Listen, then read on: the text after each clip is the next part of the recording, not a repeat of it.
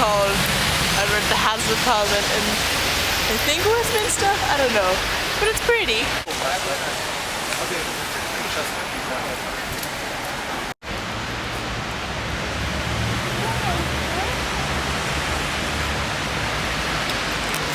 It's so pretty, it's so big. It's bigger than I thought it was going to be. Unlike everything else here, it's always smaller than I thought it was going to be. It's pretty big. That's what she said. £16 for one person to go in. And we don't really want to go in $24 worth. So we're just going to look at the outside. That's probably where all the fun stuff is anyway. Right, Mum? We've seen the inside on TV. That's true. Now this could look bigger on TV. Everything else is bigger on TV, but I don't know, it's a bit weird. Fun in the Westminster gift shop. I bought some stuff. It's free to get into the shop. And they have pictures of what it looks like inside. But it's true. We're basically already there. And now we're walking to the Churchill Cabinet War Rooms. And there's a pretty St. James's Park. And it's all very wet and pretty. When you do the war rooms, it all seems very dodgy and I think we need a proper entrance.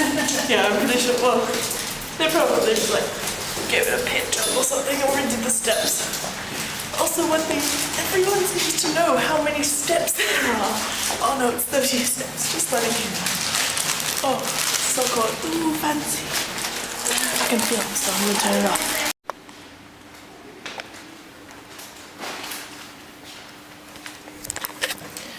In the walls, and it's really interesting, and yeah, it's pretty cool.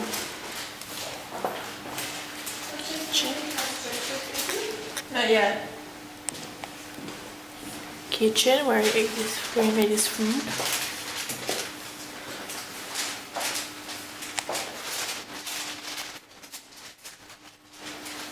What? What's been wrong?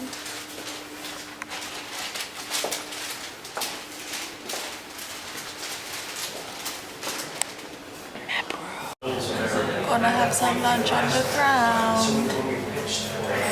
It's a bit nicer than what I imagined their cafe would have been. Where are we going now, Mum? We're going to the House of Lords to see them debate. Cool. Did you enjoy the war rooms?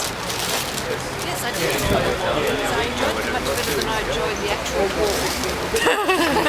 You didn't enjoy the war, you weren't alive. That's true. And we totally went there on the anniversary of his death, and no one mentioned a thing. So they obviously don't care that much. Look at the pretty glass. So when I last talked to you, it was like 5 o'clock. It's now 11:15, and in that time we went to both the House of Lords, which is the upper house, and the House of Commons, which is the lower house, at British Parliament. And it was really interesting. In the House of Commons they were talking about EU sanctions in Iran and like Iran's nuclear weapon program and stuff like that. It was really interesting. And then we went for a walk up to kind of like the West End, and we had dinner at this really nice Italian place. And then we went and saw Backbeat, which is like a Beatles musical, which didn't have a lot of Beatles music in it, actually. But it was kind of like about the really early days of the Beatles, back when there was 5 of them and there was no Ringo. And it basically centered on the 5th Beatle named Stuart. Yes, Stuart. And yeah, it was really, really good. And Mum almost fell asleep on the underground, which was pretty funny. She was pretty much falling asleep through Backbeat, which wasn't because it was bad or anything like that. It was because it was dark and she was sitting down. And I had something else to say. Also, I never realised that I never got, like, is it a double entendre of the Beatles? Like, beat and Beatles? Like they keep, oh god.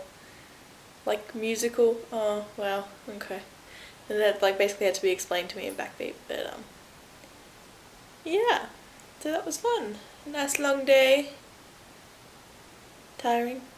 Very cold today, which was weird. Well, it's not really weird. So yeah, see you tomorrow.